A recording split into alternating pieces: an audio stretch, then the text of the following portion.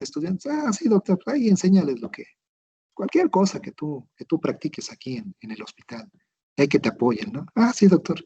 Y pues ya, ahora sí que les enseñaba a calcular líquidos, o los enseñaba yo a hacer historias, no sé, cualquier cosa en lo que ellos pudieran ayudarme. Entonces, antes era más fácil, ahorita ya es un poquito más complejo.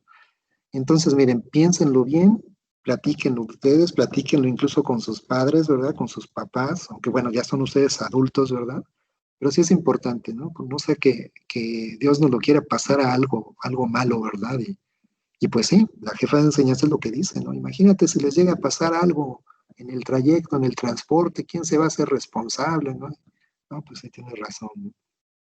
Entonces, pues vemos eso, ¿no? Lo platicamos sobre la marcha, porque esto también se me ocurrió, aparte de que estamos viendo este tema, porque en las noticias de internet vi que el rector Esparza dijo que lo más probable es que regresemos a clases presenciales hasta el 2021.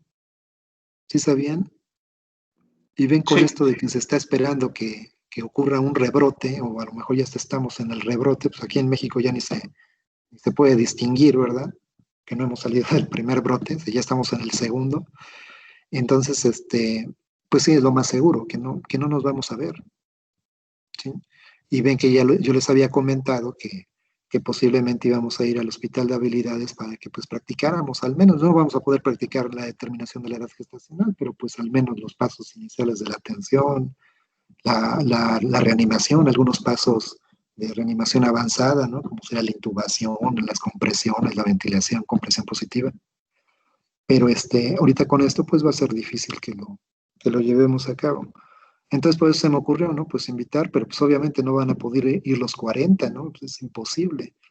Entonces yo creo que con unos 5 tal vez, ¿no? Y bueno, para empezar, los que vivan aquí en Puebla, porque los que vivan lejos, imagínense, es todavía está más riesgo, ¿no? El riesgo que implica el traslado de donde viven a venir aquí a Puebla y luego ir a la Margarita, pero bueno, entonces nos ponemos de acuerdo, ¿no? Un poquito más adelante. Ahorita estoy de vacaciones, salí de vacaciones, y me toca rotar en tococirugía para el mes de noviembre. Todo noviembre voy a estar en la toco. Entonces ahí es donde podrían ir y ahí pues pueden pasar un poquito más desapercibidos, porque si los llevo, por ejemplo, a cuidados intermedios, que me toca el próximo mes de octubre, en el cubículo 4, como que ahí sí se pueden dar más cuenta, ¿no? Y empiecen pues a decir algo, oye, ¿quién es este interno? ¿Quién es? Y luego con esto de que ahorita ni siquiera tenemos internos, no están rotando los internos, pues ahora sí que ven pues una persona muy joven, como tipo estudiante, tipo interno, pues se van a sorprender y van a preguntar, ¿no? ¿Quién es? ¿No? Y luego si digo, no, pues es que es mi estudiante, ¿no? No, es que estudiantes no se pueden, o sea, nunca falta, ¿no? Quien le puede decir a la jefe de enseñanza y pues yo me meto en problemas, ¿no? Entonces en la toco yo creo que sería un poquito más fácil. Pero bueno, nos ponemos de acuerdo, ¿sale, chicos? Pero bueno, seguimos avanzando, Romeo. Ya te iba a decir Capurro. Bueno, ok.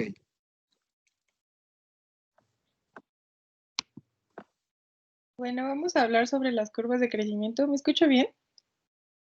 Sí, sí se escucha bien. Ok. Bueno, ¿alguien recuerda en qué categoría de recién nacido ocupamos las tablas de Alarcón y Pitaluga?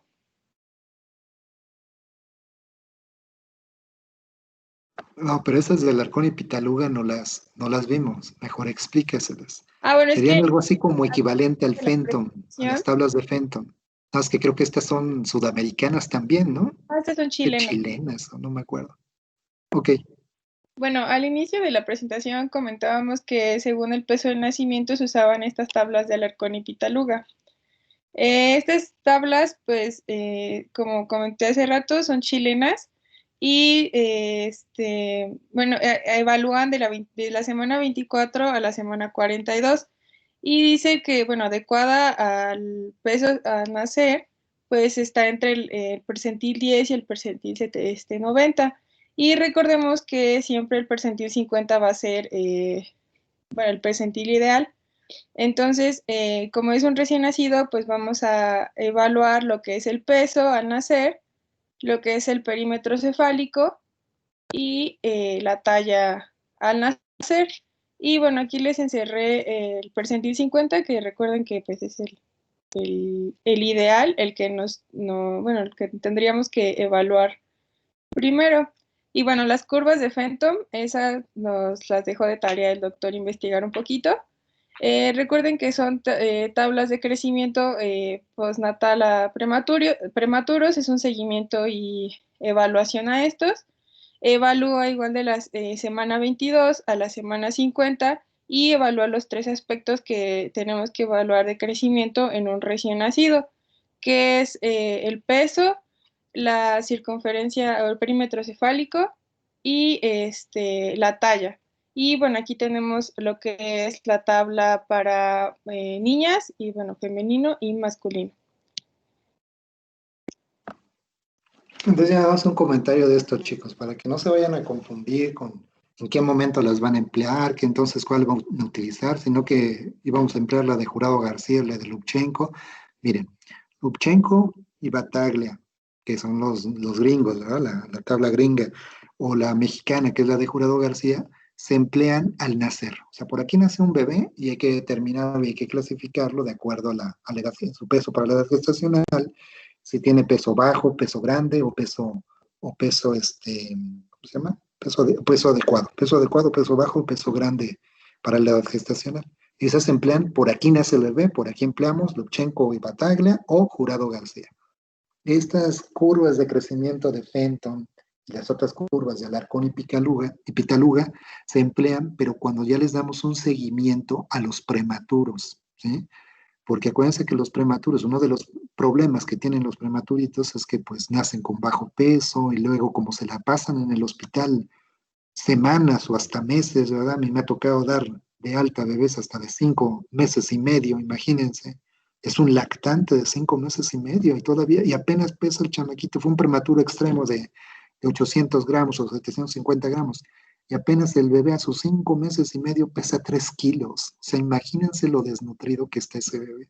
O menos de 3 kilos, como 2,800 o hasta 2,500, ya no me acuerdo bien, pero menos de 3 kilos. Entonces, en esos casos, durante la estancia de esos prematuros, podemos emplear estas gráficas, la de Alarcón y Pitaluga o, o las curvas de Fenton, para ver qué tanto nos está ganando de peso, para, pues ahora sí que establecer estrategias para evitar esa desnutrición, que les digo que cuesta mucho trabajo.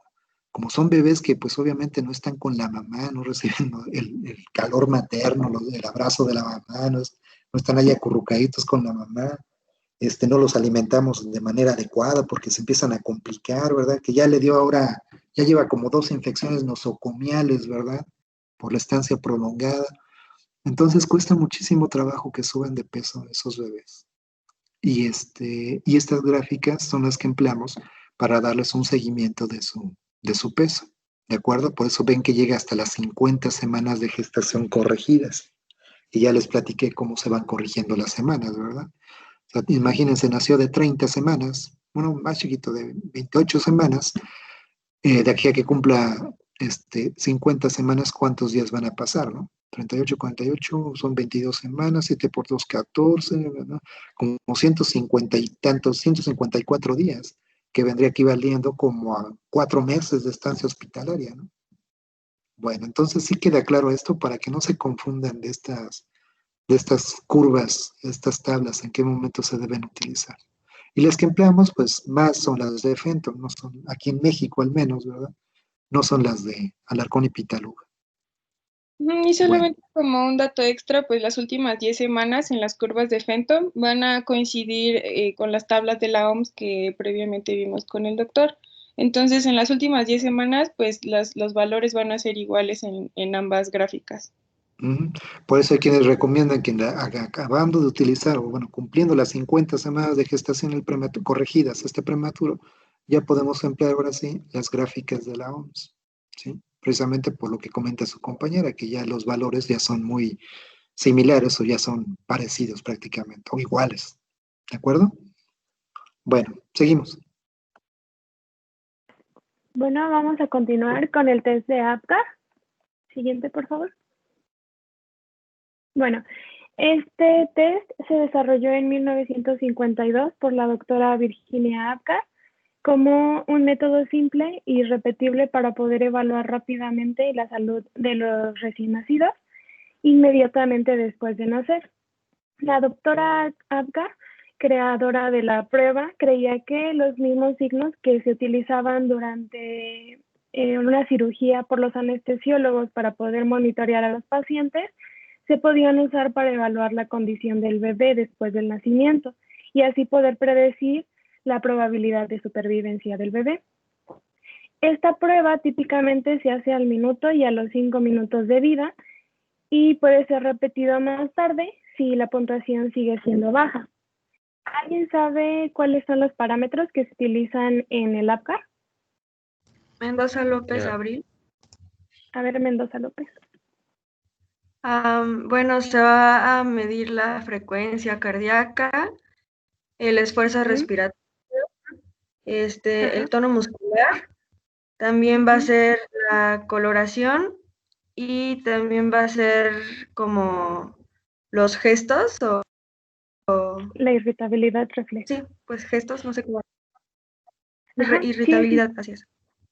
Sí, ok, bueno, se van a evaluar estos parámetros y se va a calcular evaluando al bebé en estos 5 criterios en una escala del 0 al 2. La siguiente, por favor. Bueno, estos son los 5 parámetros que ya les comentaba la compañera y que, bueno, fueron correctos. En la parte de abajo les puse lo que significa cada una de las siglas del nombre de APGAR, que podemos utilizarlo como una mnemotecnia para aprendernos más fácil. Bueno, aunque están en inglés. La siguiente, por favor. Bueno, empecemos con la coloración de la piel, el cual va a ser el signo clínico más evidente que vamos a observar en el neonato.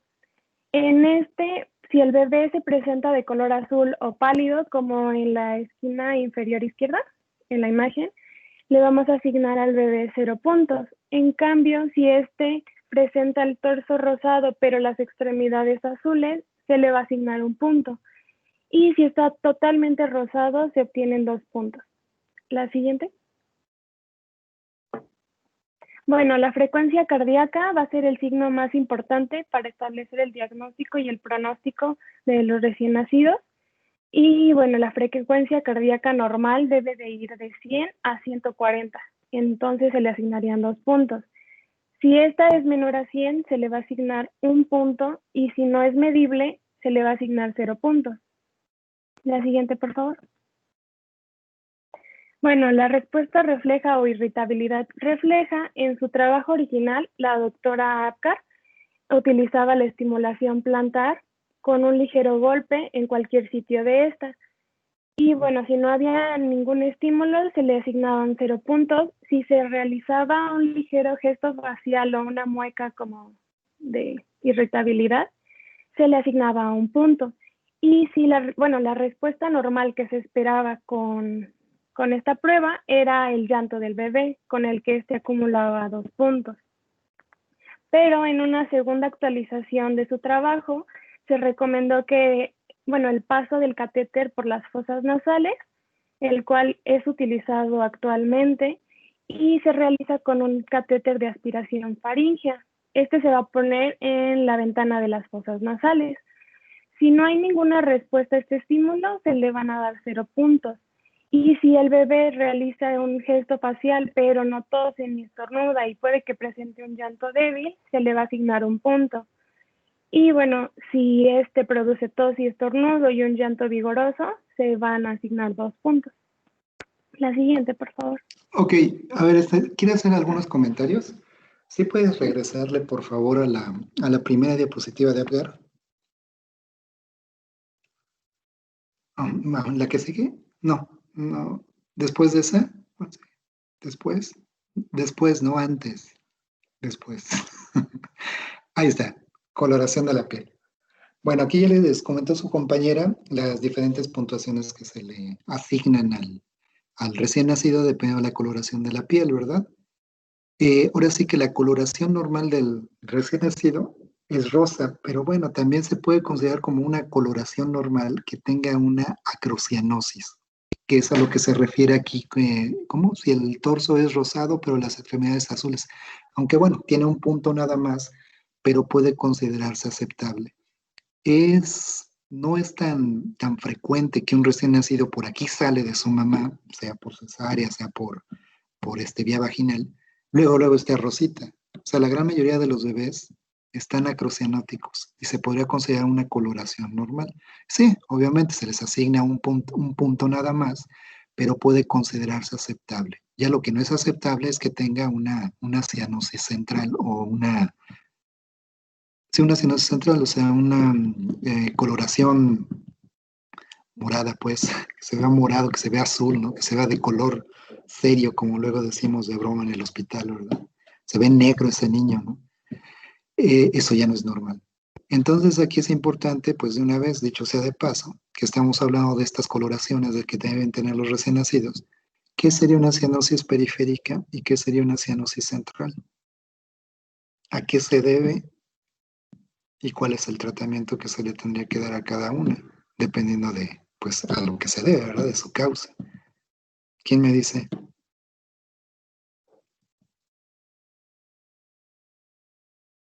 ¿No lo vieron en neumología o en fisiología o en alguna materia o que lo hayan leído por su cuenta?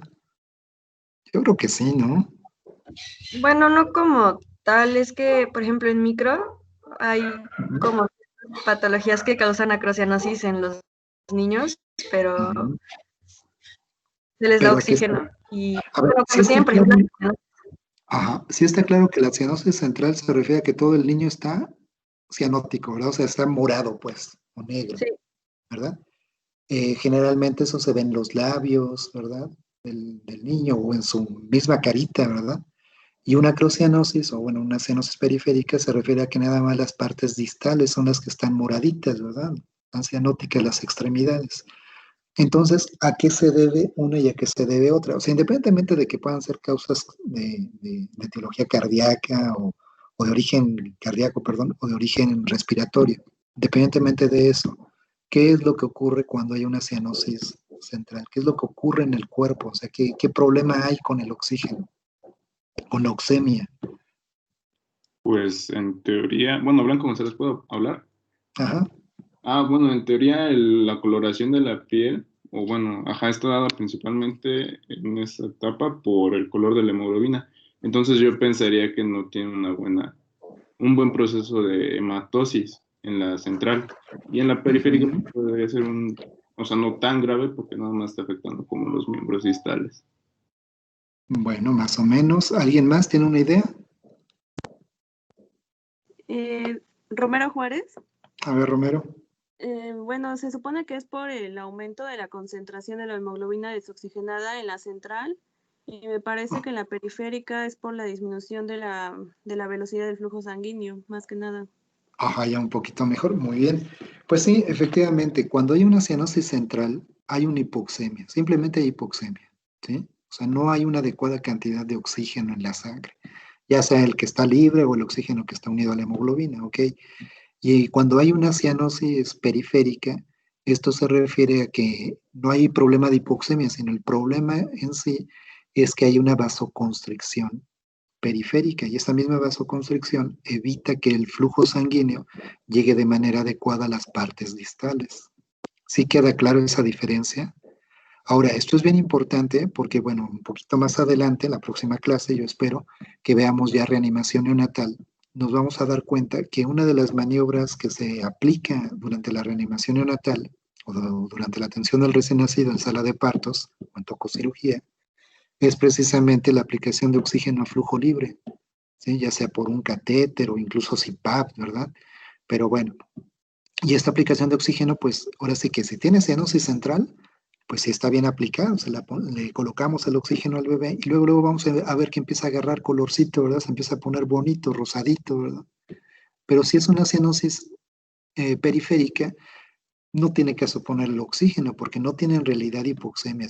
Esto nos está hablando de que tiene una vasoconstricción y una vasoconstricción secundaria a que se nos está enfriando el bebé, así decimos, apúrale, échale velocidad porque se te está enfriando el bebé y por eso se ve cianótico. Entonces, esa cianosis periférica, su tratamiento sería calentarlo, ¿verdad? Pero obviamente no vamos a agarrar al bebé y lo vamos a poner ahí debajo de la fuente de calor de la cuna radiante, ¿verdad? No, simplemente vamos a echarle velocidad, secarlo perfectamente bien Y digo, ya la velocidad para que ya podamos envolverlo y ahora sí empieza a agarrar calorcito de la cuna radiante y ya se le quite el cianótico. Ese sería el manejo de una cianosis periférica en un recién nacido. De una cianosis central, pues ahora sí que el manejo es proporcionarle oxígeno. Entonces, pues sí, requiere de un poquito de experiencia, determinar bien para diferenciar bien más bien cuando estamos frente a una cianosis central y cuando estamos frente a una cianosis periférica. Bueno, ¿sí quedó claro la importancia que tiene esto de la coloración? Sí, doctor. La que sigue, frecuencia cardíaca. La frecuencia cardíaca del bebé, ¿en cuánto tiempo tienen que evaluarla? O sea, normalmente cuando están determinando los signos vitales, ¿verdad? En un niño, bueno, en un adulto, sea niño, sea adulto, ¿cuánto tiempo determinan la frecuencia cardíaca? Celi Sánchez, en un minuto, ¿no? A ver, Celi Sánchez, en un minuto, ok. Bueno, pues sí sería lo ideal. Pero miren, cuando ya están en reanimación neonatal o maniobras avanzadas, cuando ya están dando un RCP, ¿verdad? En adultos, en niños o en recién nacidos, se puede evaluar en 6 segundos, ¿sí? Ya no esperarse los 60 segundos, porque imagínense, se esperan 60 segundos y ahí están perdiendo pues tiempo muy valioso. Están en una situación de urgencia. Bueno, aquí no está en paro cardíaco el bebé, pero bueno, si se tardan 60 segundos en determinar la frecuencia cardíaca, pues se les va a enfriar el bebé y va a empezar con esos problemas de cianosis periférica, de hipotermia, y la hipotermia pues puede conllevar, como ya habíamos visto en la clase anterior, de las complicaciones de los prematuros. La hipotermia puede causar a su vez hipoglucemia, dificultad respiratoria, hasta acidosis en el caso de que la hipotermia sea muy prolongada, ¿verdad? Entonces, es recomendable en 6 segundos, ¿sí? En 6 segundos determinan la frecuencia cardíaca, bueno, el número de latidos en 6 segundos y lo multiplican por 10, y esa es la frecuencia cardíaca. Si escuchan, no sé, en esos 6 segundos, 6 latidos, pues obviamente está bradicárdico ese bebé, ¿no? Porque son, imagínense, en 6 segundos, 6 latidos por 10, tendrá una frecuencia cardíaca de 60, ¿sí? Entonces, si escuchan, no sé, en esos 6 segundos, 12 latidos, entonces significa que tiene una frecuencia cardíaca adecuada, ¿verdad? ¿Sí queda claro esto?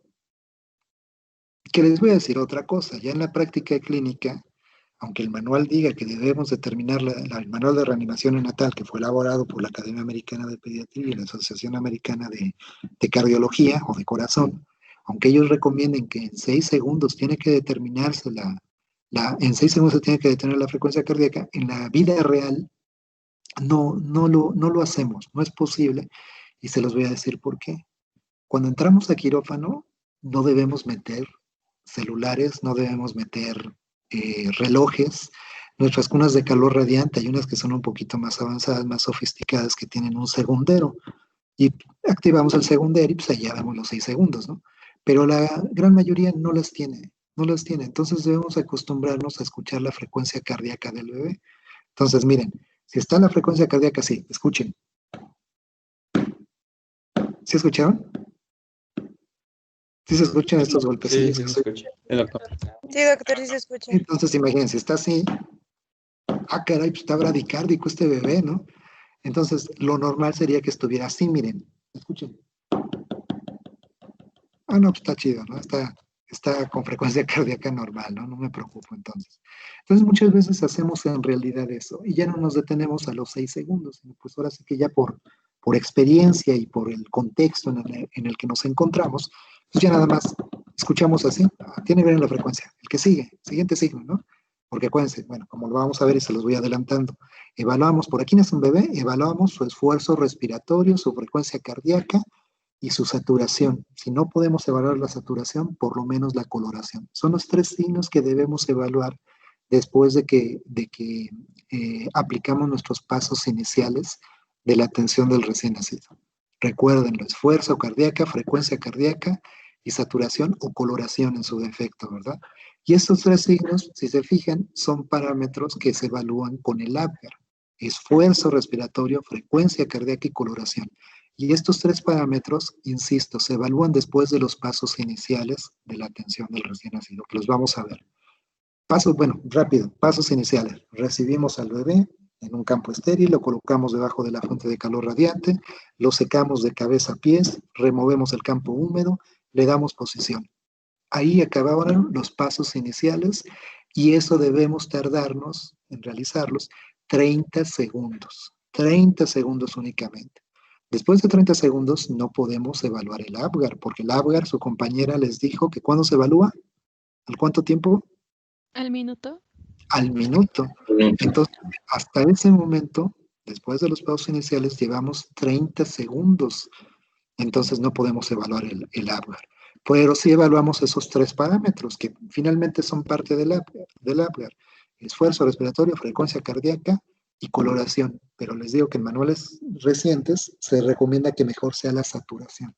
Pero bueno, hay muchos comentarios de hacerles, de evaluar la saturación en el recién nacido, acabadito de salir. Que bueno, en este momento no se los voy a comentar, se los voy a comentar cuando ya estemos en pasos iniciales, la próxima clase.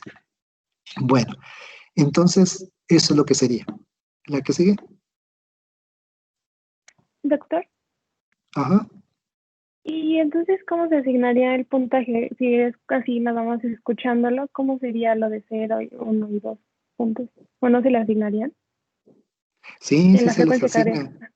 Sí, si Pero, está cardíaco, pues obviamente tiene 0, ¿no? Si tiene menos de 100. ujú. Si tiene, ¿qué? Creo que de 100 a 120 se le da un punto. A No, ver, pero dijo que no bueno, que no lo tomaban, ¿no? A veces con los segundos, sino que nada más lo escuchaban. que no lo contamos. Pues Ajá. generalmente les damos los 2 puntos. O sea, si escuchamos así, pues ya ponle 2 puntos, ¿no? Y miren, muchas veces hasta decimos, es el Apgar institucional, ¿no? A todos les ponemos 8-9, 9-9, 8-9. Es difícil que alguien saque 10, ¿no? Porque les digo, o sea, todavía ni siquiera está Rosita, ¿verdad? O su tono como que no está todavía muy, si se trata de un prematuro, no está todavía muy, muy fuertecito. El Apgar, pues miren, sí es importante hacerlo, ¿no? Pero pues yo siento que ya es como una tradición nada más. Yo me enfocaría más a lo que recomienda la Academia Americana de Pediatría.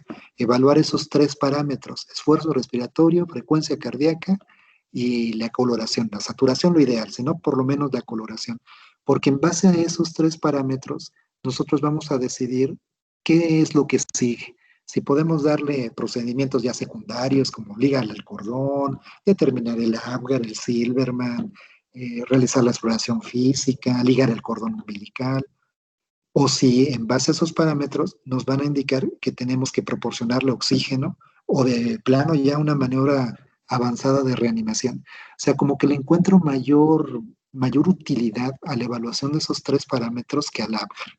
El Apgar, miren, finalmente, o sea, fue ¿qué? En los 50, en los 60, ¿o cuándo fue Rigel? 1952. Ajá, fue en esa época, imagínense, o sea, ya tiene más de medio siglo, ¿no?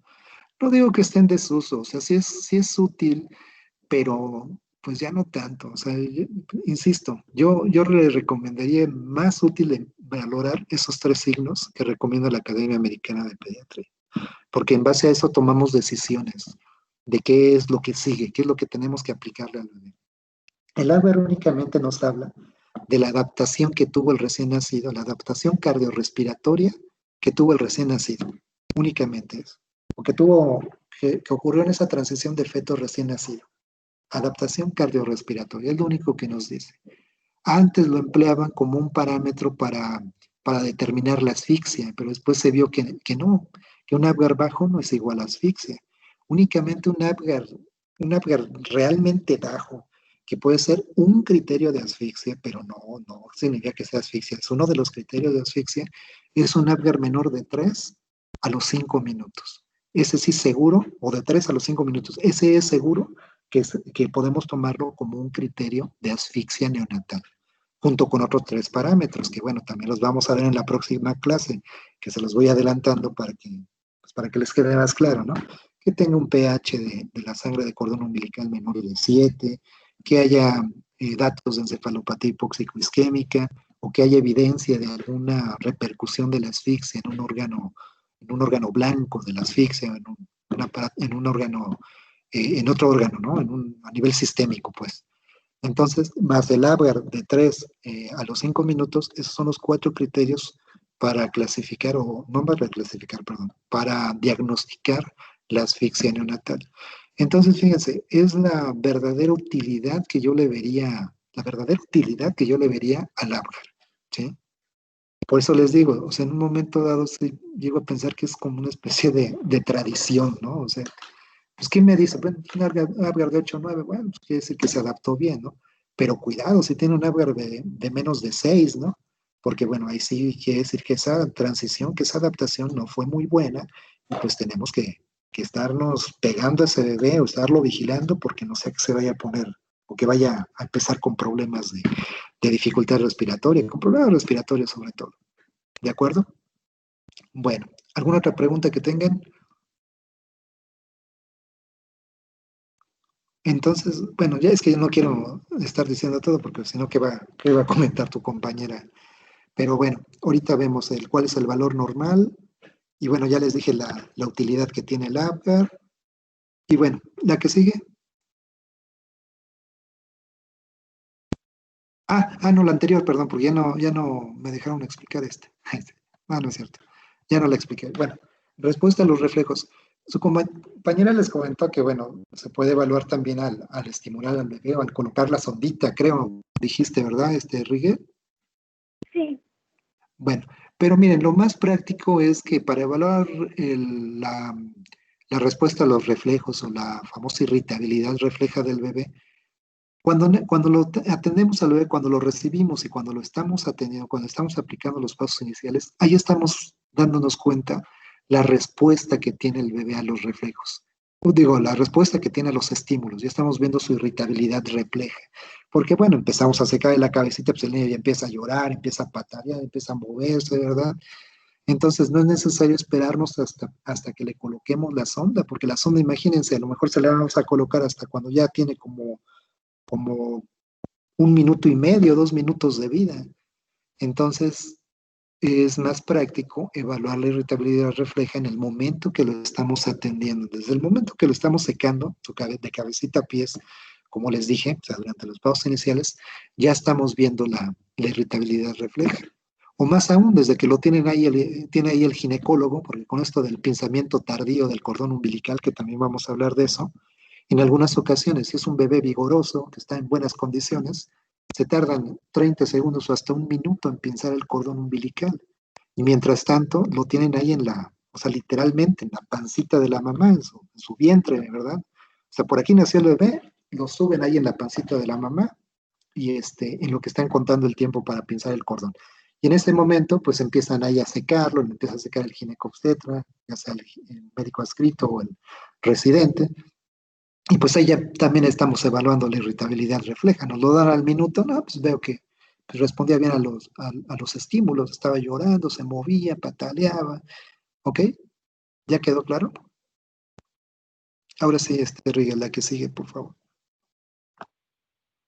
Bueno, seguimos con el tono muscular. Este se va a explorar observando la flexión activa de los brazos, y es decir, que el bebé tenga un movimiento activo. Sí, bueno, en este caso se le asignarían 2 puntos. Y bueno, si existe como flacidez y falta de movimiento refleja del recién nacido, sería por una ausencia del tono muscular, como en la imagen que les presento en la parte superior izquierda, que el bebé está como completamente flácido, se le asignarían 0 puntos. Y en el caso de que tenga un tono muscular moderado, que haya una semiflexión de las extremidades, se le asignaría 1 punto. La siguiente, por favor. Bueno, y el esfuerzo respiratorio es el segundo criterio clínico, bueno, signo clínico en orden de importancia.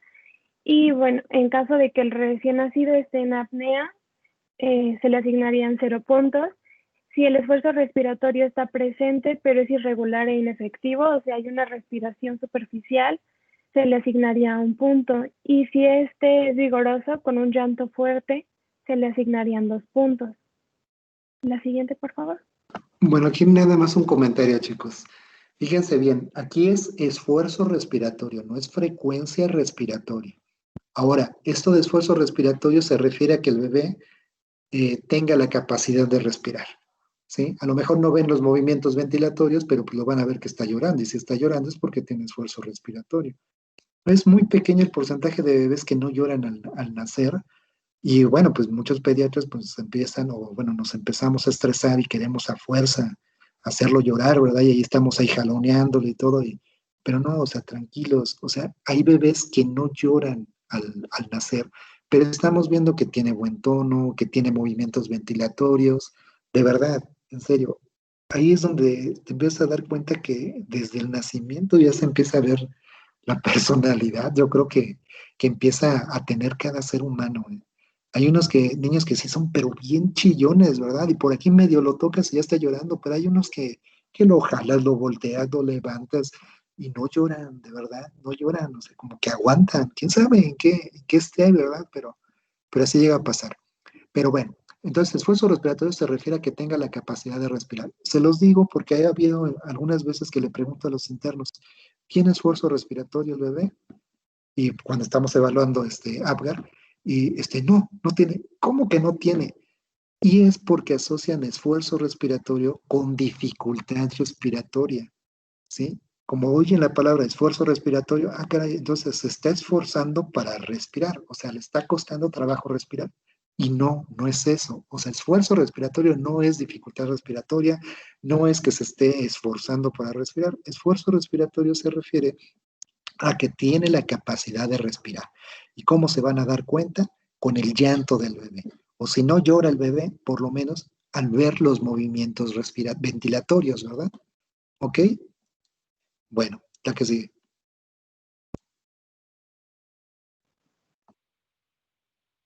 Bueno, al final de todo esto se deberán sumar las puntuaciones de cada uno de los criterios.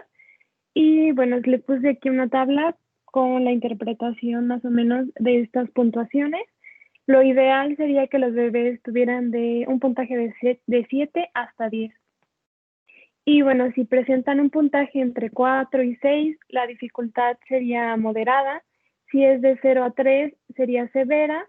Como indicaba el doctor, cuando es mayor a 3 a los 5 minutos, puede ser un criterio para diagnosticar asfixia neonatal. Y si es mayor a 7, menor a 7, deben asignarse puntajes adicionales cada 5 minutos hasta llegar a los 20 minutos. Bueno, chicos, estas interpretaciones ahora sí que han ido cambiando con el transcurso de los años.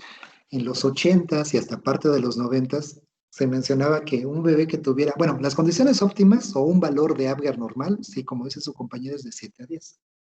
Pero les digo que en los 80s, hasta parte de los 90s, cuando le daban mucha importancia, o bueno, relacionaban mucho el Apgar con la asfixia, y utilizaban el Apgar para decir que el niño tenía asfixia, y comentaban, si es de 4 a 6, tiene una asfixia moderada. No, leve, porque no era moderada. Y si es de 0 a 3, es una asfixia severa. Ya después se quitó este uso y se cambió ahora sí que en el 2000, en esa época de los 2000, ¿verdad?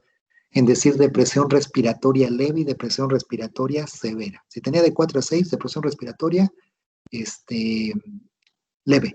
Si tenía de 0 a 3, depresión respiratoria severa. Finalmente, o sea, lo que actualmente se comenta simplemente es un Apgar bajo recuperado, un Apgar bajo no recuperado. O pueden algunos todavía llegar a utilizar ese término de depresión respiratoria leve, depresión respiratoria severa. O sea, no moderada, nada más es de leve a severa. Así como clasifican la preeclampsia, que no hay preeclampsia moderada, hay preeclampsia leve y preeclampsia severa, también la depresión respiratoria la clasifican así, como, bueno, en base al Apgar, como depresión respiratoria leve y depresión respiratoria severa, no moderada, ¿de acuerdo? O simplemente si dicen Apgar bajo, recuperado o no recuperado, ya con eso es suficiente, ¿de acuerdo? La que sigue, bueno, continúa, Riel. Ok, sí. Bueno, en esta diapositiva les puse unos esquemas que me gustaron que encontré en internet y bueno, tienen como los datos más importantes para repasar del test de Apgar. La siguiente, por favor. Ok, ahora vamos a hablar de la valoración de Silberman y Andersen. A ver, Gracias. perdón, Rigel. Entonces, ya quedó ¿cuál es la utilidad del Apgar? ¿Para qué sirve el Apgar? A ver, ¿quién me dice? Armando Weber. A ver, Bueno, el AppGuard sirve para valorar cómo se adaptó el recién nacido a su nuevo entorno en muy bien. cuestiones Adaptación respiratorias. cardiorrespiratoria del recién nacido. Cardiorrespiratorias. Ujú. Ok, esa es la utilidad del Apgar. Y se evalúa hasta el minuto, ¿verdad? Después Sí. puede ser a los 5 minutos y ya después puede ser cada 5 minutos dependiendo de las condiciones del bebé. De acuerdo. Seguimos, Rigel, con Silverman Ok. Anderson. Sí. Entonces, esta escala fue diseñada por el doctor Silverman y por la doctora Dorothy Anderson en 1956. Es un sistema que nos va a permitir, mediante la evaluación de 5 parámetros clínicos, determinar la presencia o la ausencia de la dificultad respiratoria. Estos 5 parámetros son el aleteo nasal, el tiraje intercostal, el movimiento tóraco-abdominal y la retracción sifoidea y el quejido respiratorio. Para la obtención del puntaje total se le va a asignar a cada parámetro un valor del 0 al 2 y se van a sumar los puntajes parciales obtenidos de cada evaluación para así obtener el puntaje total y determinar el grado de dificultad respiratoria que tenga el neonato. La siguiente, por favor. Bueno, empecemos con el aleteo nasal. Como sabemos, las fosas nasales normalmente van a dejar pasar suficiente aire hacia los pulmones y pues su diámetro va a ser apropiado. Pero en casos de distrés respiratorio no va a estar llegando suficiente oxígeno hacia los pulmones. En un intento compensatorio, las fosas nasales tienden a abrirse más durante la inspiración, produciendo un fenómeno conocido como aleteo nasal. En el caso de que no exista dificultad respiratoria, no debe de existir este signo, por lo tanto se va a asignar un valor de 0 puntos. Mientras que en los casos donde el neonato respire con dificultad, se van a empezar a mover estas alas de la nariz y puede ser leve e inconstante y se le asignaría un punto. Pero cuando ya está muy marcado la expansión y la contracción durante cada ciclo respiratorio, se le asignarían 2 puntos. La siguiente, por favor. Bueno, el tiraje intercostal, nos va a indicar como la dificultad que tenga el bebé para respirar. Como ya sabemos, los músculos intercostales están insertados en las costillas y normalmente al contraerse van a elevarse las costillas cuando inhalamos y el diafragma pues va a descender y los pulmones se llenan de aire, ¿no? Pero cuando hay un bloqueo parcial en las vías respiratorias superiores e inferiores, el aire no va a poder fluir como libremente y esta presión va a disminuir. Entonces, los músculos intercostales quedarían como succionados, o sea, se van a jalar como hacia adentro de la caja torácica, lo que nos va a mostrar movimientos como el tiraje intercostal. Cuando este se encuentra ausente, que sería lo normal, no deberíamos encontrarlo, serían 0 puntos. En el caso de que sea leve e inconstante durante cada ciclo respiratorio, sería 1 punto. Y cuando son muy marcados y constantes, se le asignarían 2 puntos. Se dice que cuando el tiraje intercostal está marcado a varios niveles, el bebé tiene una mayor dificultad respiratoria. Y si encontramos tiraje supraesternal y supraclavicular, sería un sinónimo de que hay un trabajo más intenso para poder respirar. La siguiente, por favor. Bueno, la retracción sifoidea. Esta, como sabemos, el sifoides va a ser el extremo inferior del esternón y normalmente no debería de tener un movimiento que sea perceptible a simple vista. Sin embargo, cuando los músculos de la respiración están haciendo un esfuerzo muy importante o no se coordinan adecuadamente, el sifoides comienza a presentar movimientos visibles. Y bueno, cuando estos sean apenas detectables, se le va a asignar un punto. En cambio, cuando el sifoides presente un movimiento muy acentuado, marcado y constante, debido a la contracción enérgica de los músculos respiratorios, pues se le asignarían 2 puntos. La siguiente, por favor. Bueno, la disociación toracoabdominal Esta variable va a hacer referencia a la expansión del tórax durante la inspiración y su retracción en la expiración, las cuales en condiciones normales deben ir acompañadas de la expansión del abdomen durante la inspiración y la depresión en la fase expiratoria. En el caso de que sea así como les dije, de manera rítmica y armónica, se le va a asignar 0 puntos al neonato. Pero cuando el tórax permanezca inmóvil y solo haya movimientos abdominales, es decir, que haya una respiración abdominal, se le va a asignar 1 punto. Pero si los movimientos toracoabdominales no son ni armónicos ni coherentes, es decir, que el tórax se expande mientras el abdomen se va a contraer y viceversa, o sea, va como descoordinado totalmente, se le asignan 2 puntos. Ahorita que termine esto, les voy a mostrar un video para que vean más o menos cómo son estos movimientos. La siguiente, por favor. Y bueno, el quejido respiratorio va a ser, un sonido que va a hacer el bebé por un mecanismo compensatorio que va a realizar para aumentar la presión respiratoria final y poder disminuir el colapso alveolar, lo cual se debe al cierre de la glotis para poder mantener el volumen pulmonar y el intercambio de los gases durante la expiración. Este se va a escuchar así nada más con la percepción de nuestro oído y también se debe auscultar al bebé. Cuando no lo escuchemos, es decir, que este esté ausente, va a ser 0 puntos, que sería lo ideal. Si este está intermitente o es audible únicamente con el estetoscopio, se asigna 1 punto. Y si es constante y es audible aún sin el estetoscopio, se le asignarían 2 puntos. La siguiente, por favor. Bueno, y esta es la interpretación de cada uno de los puntajes que nos saldrían al final, al sumar los 5 criterios. Lo ideal sería que el bebé tuviera un puntaje de 0, es decir, que la ausencia de dificultad respiratoria. En el caso de que sea de 1 a 2, la dificultad respiratoria sería leve, de 3 a 4 sería moderada, mayor o igual a 5 sería severa, y si es mayor a 7, sugiere asistir la ventilación del bebé y empezar las medidas de reanimación cardiopulmonar. Es recomendable que la primera valoración se realice dentro de los 10 a los 20 minutos de vida extrauterina, sobre todo en aquellos recién nacidos que tengan riesgo de padecer dificultad respiratoria. La frecuencia de estas valoraciones posteriores estará indicada por la condición que presente el neonato. Y bueno, si hay un recién nacido con un Silberman-Andersen mayor o igual a 4, dentro de la primera hora de vida es muy probable que se requiera asistencia respiratoria, por lo que deberíamos referirlo a un nivel de atención que cuente con estos recursos para poder brindarle este apoyo. Y bueno, ¿podrías poner a ver, chicos, esperen unos comentarios en relación a esto.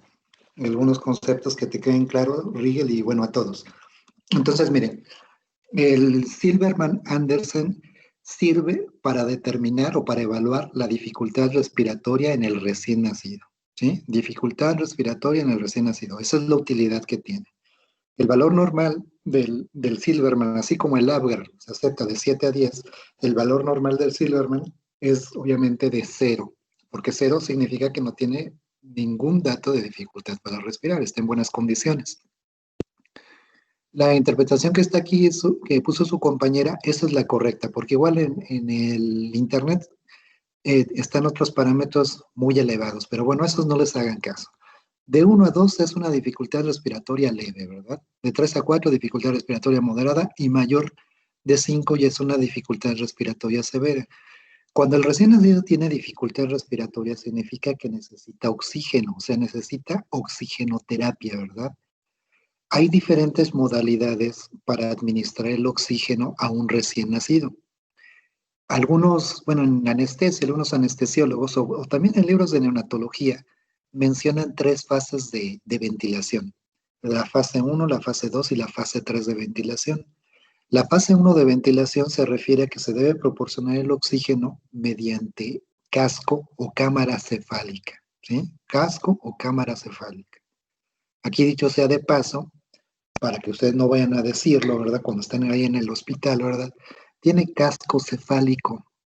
O sea, a ver, si es casco, se supone que es cefálico, no puede ser un casco podálico, ¿verdad? O el casco se puede poner en los pies, en las piernas. Entonces, es casi, casi como un pleonasmo, ¿no? Es decir, casco cefálico. Yo creo que esto viene de que se llama cámara cefálica, por eso dicen casco cefálico. Entonces, simplemente digan, el paciente se encuentra en fase 1 de ventilación, cuando estén haciendo su notita, ¿verdad? O cuando pongan, sí, su alta o qué sé yo, en una nota. Está en fase 1 o estuvo en fase 1 de ventilación, o bien se encuentra recibiendo oxígeno suplementario por medio de casco. Así nada más le ponen, no le ponen casco cefálico. Pero bueno, o si no, póngale como ustedes quieran, ¿no? Todas las palabras que... Bueno, entonces fase 1 es oxígeno por casco o cámara cefálica. La fase 2 es proporcionar el oxígeno mediante CPAP o CPAP, como le decimos muchos, ¿verdad? Que bueno, sería CPAP porque son siglas, ¿verdad? ¿Qué significa CPAP o CPAP? ¿Alguien me puede decir?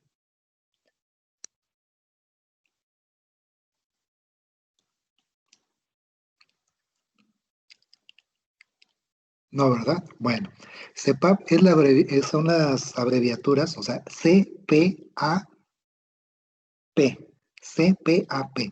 Entonces es presión positiva continua al final de la expiración. Presión positiva continua al final de la expiración. ¿Sí? Ustedes saben perfectamente bien que cuando hay los movimientos respiratorios, cuando inspiramos, los alvéolos se expanden, ¿verdad? Porque se llenan de gas, ¿verdad? Toda esta mezcla de gases que hay en el ambiente, que puede ser oxígeno, puede ser nitrógeno, vapor de agua, dióxido de carbono, o pueden ser hasta gases contaminantes, ¿verdad? Gas butano, monóxido, qué sé yo, ¿no? Entonces de ahí surge esto del FiO2, ¿verdad? Que el FiO2 ¿de cuánto es? La fracción inspirada de oxígeno ¿de cuánto es? ¿Alguien me puede decir?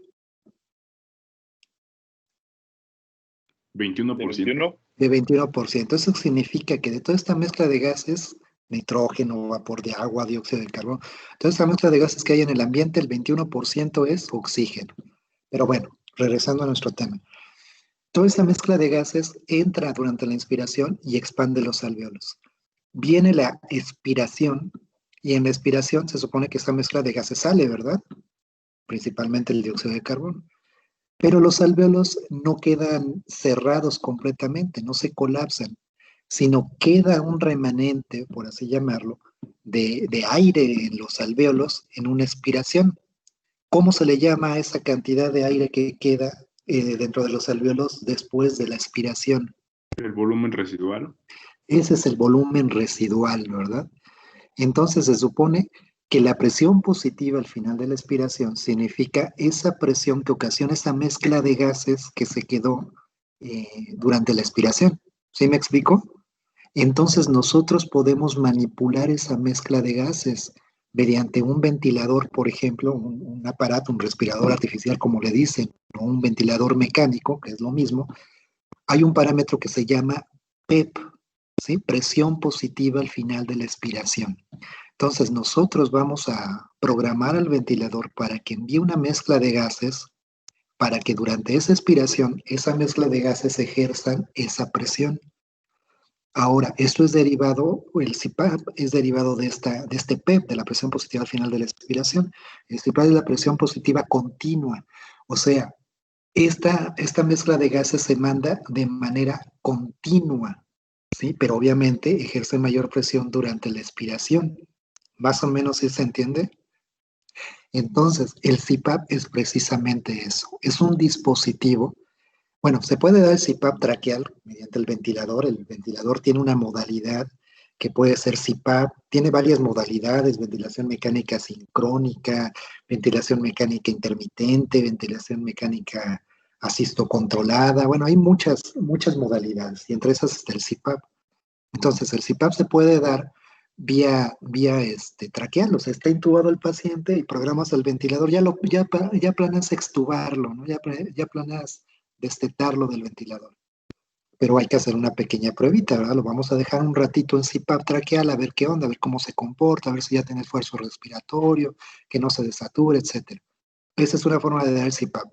Otra forma es con un dispositivo especial que consiste en colocar unas puntas nasales, ¿sí? Al bebé, una de esas puntas se conecta a un tubo que va dirigido hacia el oxígeno y el otro tubo se conecta a un dispositivo, a un recipiente que está lleno de solución salina, como una especie de sello de agua.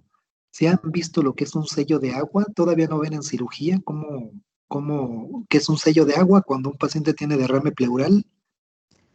No. ¿No? No, Bueno, cuando un paciente tiene derrame pleural, cuando hay tiene algún tipo de líquido, puede ser, bueno, es que me estoy metiendo en muchas cosas, pero bueno, que tiene líquido en el espacio pleural, entre la pleura parietal y pleura visceral, que bueno, es un espacio virtual que solamente se hace evidente cuando se acumula líquido. Ese líquido puede ser pus, es un empiema, bueno, es un derrame pleural. Este derrame pleural puede ser empiema si se acumuló pus, puede ser un derrame paraneumónico si es solamente un trasudado, un exudado, puede ser sangre, es un hemotórax, puede ser linfa, un quilotórax, bueno, todos esos tipos de derrame pleural se acumulan en ese espacio virtual entre pleura y pleura, y el tratamiento puede ser que se reabsorba dependiendo del tamaño del derrame, pero bueno, si es en pie, esa fuerza se tiene que drenar, pero bueno, puede ser que se reabsorba, puede ser que le hagan nada más una toracocentesis, que es funcionarle ahí en uno de los espacios intercostales, sacarle líquido, o puede ser que de plano le coloquen una sonda, se introduzcan, le hagan una incisión, metan una sonda y a gravedad empieza a salir el líquido. Y eso se llama colocarle un sello de agua, un dispositivo en el que se coloca esa sonda que está en el derrame, en el espacio pleural y está sacando constantemente ese líquido.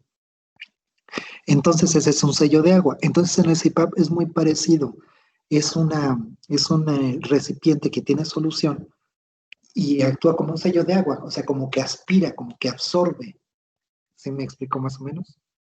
Es que necesitaría yo mostrárselos, pero bueno. Fase 2 de ventilación, entonces, es CPAP nasal. Y fase 3 de ventilación valga la redundancia, la ventilación mecánica asistida, ¿sí?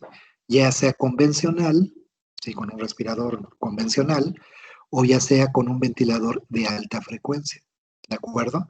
Entonces, esa es la importancia de determinar la dificultad respiratoria, el Silverman. Se hacen todos los recién nacidos, obviamente, sea de término, sea pretérmino, en todos tenemos que evaluarle el Silverman. Y el Silverman, acuérdense, el valor normal es de 0. Si tiene de 1 a 2, es una dificultad respiratoria leve y hay que ponerle oxígeno con casco. Que tiene una dificultad respiratoria moderada, le ponemos el oxígeno con CPAP. Que tiene una dificultad respiratoria severa, mayor de 5 puntos de Silverman, ¿sabes qué? Ese niño hay que intubarlo, pero ya, ¿sí? Porque se nos va a asfixiar, está cayendo en hipoxemia y la hipoxemia pues, le va a dañar todos sus órganos, o sea, se está asfixiando, ¿no? Y se debe evaluar, como dice su compañera, a los 10 minutos de vida. No es a los 20, es a los 10 minutos de vida. Porque se supone que a los 10 minutos es el tiempo que tarda en adaptarse el, el aparato respiratorio. Bueno, no el aparato respiratorio. Pues sí, el aparato respiratorio, podríamos decirlo, del recién nacido a esta nueva vida para él, ¿verdad? Antes era feto, no usaba los pulmones, ya lo saben bien, en la tarea se dieron cuenta que los pulmones no se usan en la etapa fetal. Quien proporciona el oxígeno es la placenta, y bueno, el bebé cuando se convierte el feto en recién nacido, el bebé tiene 10 minutos, de 5 a 10 minutos para adaptarse a esta nueva vida. Tan es así que, incluso lo vamos a ver más adelante, en el manual de reanimación neonatal, nos damos cuenta que la saturación de oxígeno de un feto, pues es mucho más baja que la de una persona, o bueno, de la etapa postnatal, ¿verdad? Llámese neonato, llámese lactante, ¿verdad? Entonces, nosotros, un recién nacido, un lactante, debe tener por lo menos una saturación de 90% mínimo, ¿verdad? Un feto en sus primeros 5 minutos de vida es difícil que tengan, o sea, no va a tener 90, va a tener 70, 60%, 65%. Poco a poco tiene que ir subiendo en lo que se va adaptando, ¿verdad? En lo que se lleva a cabo toda esa transición y todos esos cambios, ¿verdad? Que deben ocurrir, incluso hasta ya lo de la hemoglobina fetal y bueno, todos los cambios que yo espero que ya hayan leído, ¿verdad? Entonces, por eso se evalúa a los 10 minutos el Silverman. El Apgar al minuto, a los 5 minutos, y el Silverman a los 5 minutos o 10 minutos, ¿verdad? Lo ideal a los 10 minutos. Y bueno, evaluar el Apgar y tomar decisiones en cuanto a la modalidad ventilatoria que le toca a un recién nacido, ya sea oxígeno con cascos, CPAP o ventilación, puede resultar algo subjetivo, ¿verdad? Porque miren, la evaluación finalmente del Silverman, aunque son datos objetivos, un aleteo nasal, un quejido, un tiraje, o sea, es algo objetivo, algo que le ponemos un punto, pero muchas veces esta evaluación, esta percepción, varía mucho, ¿verdad? Es subjetivo porque depende de la percepción de cada quien. Y esta percepción de cada quien, pues depende de muchas cosas, ¿verdad? A lo mejor si yo evalúo a un recién nacido, yo le asigno de aleteo nasal un punto y a alguna otra persona, a lo mejor un interno le pone 2 puntos, a otro interno le pone 0 puntos. ¿Sí me explico? Entonces esa subjetividad radica en la percepción de cada quien y a su vez esa percepción depende pues de la experiencia de la persona que está evaluando, depende incluso hasta de la forma de ser de cada persona. Yo tengo algunos compañeros pediatras que son bien estresados y están viendo cosas que no, ¿verdad? Dicen, no, pues el niño está completamente cianótico, ¿no? Bueno, en este caso tiene tiraje intercostal bien marcado, ¿no? No, pues tranquilo, pues apenita se le notan sus costillitas y aparte se le notan más, se le marca más ese tiraje, porque pues, es un prematuro que aparte está bien flaquito, ¿verdad? Y pues la parrilla costal, aunque no respirara, se le notan las costillas, ¿no? ¿Sí me explico? Entonces depende hasta de la forma de ser de cada quien. Alguien que a lo mejor es bien vale gorro, ¿no? Bien concha, ¿no? Tranquilos, ¿no? El chamaco a lo mejor ya está con una disociación toracoabdominal importante, no, está respirando bien, ¿no? Ya está hasta cianótico, no, tranquilo, está rosita, ¿no? Entonces depende de eso, o hasta del estado de ánimo de cada quien, ¿verdad? Si a lo mejor ese día ando molesto y ando medio payaso, medio mamón, como decimos, y todo me molesta y veo cosas que no son, y, no, ya intuben a ese niño, ya tiene un Silverman de 5, no, tranquilo, mira, pues apenas si tiene 2 de Silverman, ya quiere intubarlo, ¿no?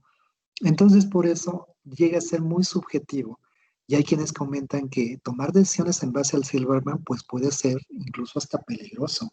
Por eso surge un método para clasificar la dificultad respiratoria que se llama SEGIR, SEGIR, SEGIR, Sistema para Evaluar la Gravedad, SEGIR, de la Insuficiencia, SEGIR, Respiratoria. Sistema para evaluar ¿qué dije? SEGIR, la gravedad. Ajá.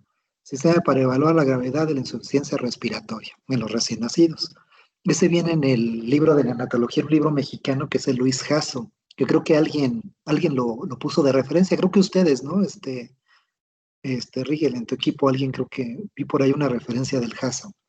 Bueno, el caso es que ahí viene el SEGIR en el Jasso, en donde para determinar o para diagnosticar la dificultad respiratoria en un recién nacido, no se toman en cuenta únicamente el Silverman, sino también toma en cuenta el Apgar y algo bien importante, parámetros gasométricos.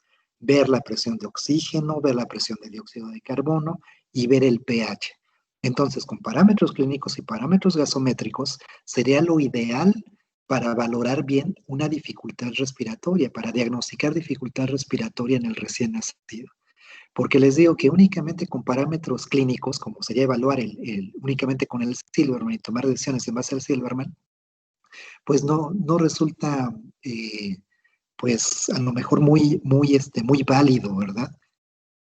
Porque miren, muchas veces hemos visto que ingresa un paciente, cuando estamos en la UCIN, por ejemplo, en cuidados intensivos, ingresa un paciente intubado, porque supuestamente tenía una dificultad respiratoria tremenda, tenía un Silverman de 6 y por eso lo intubaron.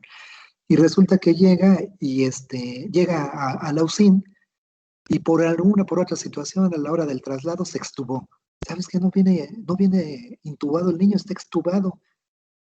¿Sabes qué? Quítale entonces la cánula endotraqueal. Le quitamos la cánula endotraqueal y vemos que con puro casquito, con pase uno de ventilación, empieza a respirar pues de manera aceptable, que sí tiene una dificultad respiratoria, pero no tan marcada como nos decían. Tiene una dificultad respiratoria, pues un Silverman de 2, le toca entonces casquito nada más.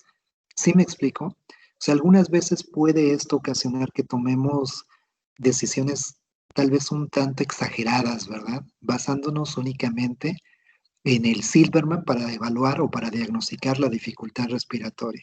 ¿Sí se entiende esto que les estoy comentando?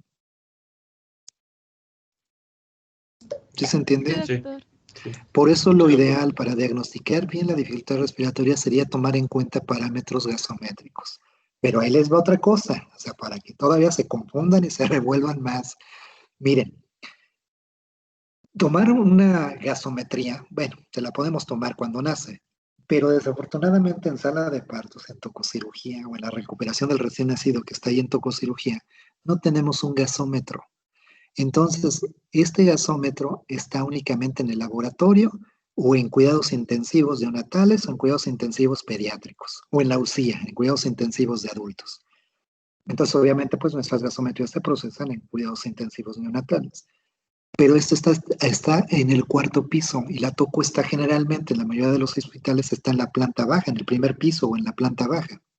Entonces, imagínense, tomamos la gasometría. De aquí a que el interno, porque tiene que ir un interno, ni modo que yo vaya, o sea, y no porque no pueda ir, ¿verdad?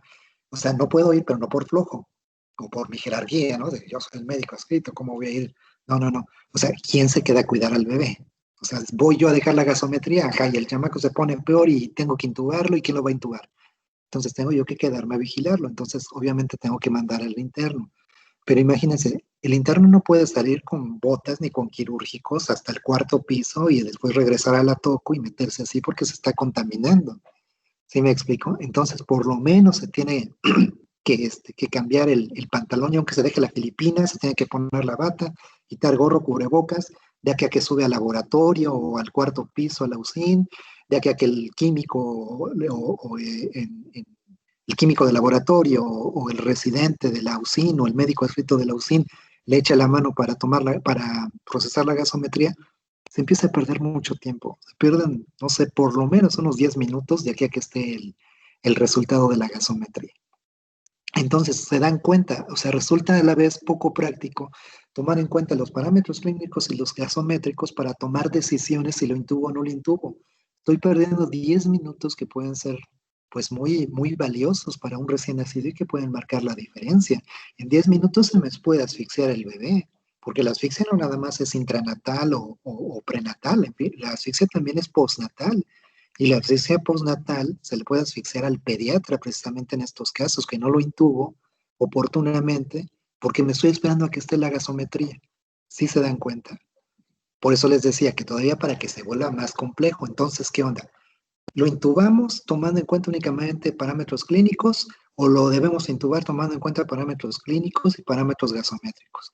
Esto ya depende del contexto en el que se encuentren. Si tienen una gasometría a la mano que no van a tardar mucho para obtener el resultado, tomen en cuenta las dos cosas. Pero si es muy difícil tener el resultado de una gasometría, pues resulta válido a final de cuentas tomar en cuenta únicamente parámetros clínicos. Porque siempre decimos, o bueno, al menos yo digo siempre, más vale pecar de exagerados que de confiados. Ok, lo intubo, si allá en la UCIN dicen, ese Peña es un tonto, ¿cómo lo intubas? Y nada más con CIPAP iba a tener suficiente el bebé, pues no importa que me digan eso, pero al menos ya lo intubé, ¿verdad? Y al menos ya le evité ese proceso de asfixia, ¿verdad? Claro, siempre y cuando el procedimiento de la intubación lo haya yo realizado adecuadamente y no se me haya asfixiado durante la intubación, ¿verdad? Entonces, más o menos sí se entiende, chicos. Es un poco complejo a la mera hora tomar esas decisiones que, bueno, ustedes finalmente no las van a tomar, las debe tomar su médico adscrito, pero bueno, ustedes pueden empezar a pues hacer ese ejercicio de toma de decisiones, ¿verdad? De toma de decisiones y decidir qué acción es la que deben hacer, ¿verdad? Lo intubo, le dejo CPAP, le dejo oxígeno, le tomo gasometría, me espero a la gasometría, no, mejor únicamente con parámetros clínicos. Ahí es donde viene nuestro ejercicio mental, ¿verdad? Que debemos hacer como médicos cuando estemos en esas situaciones. Bueno, ¿alguna pregunta, duda, comentario de esto?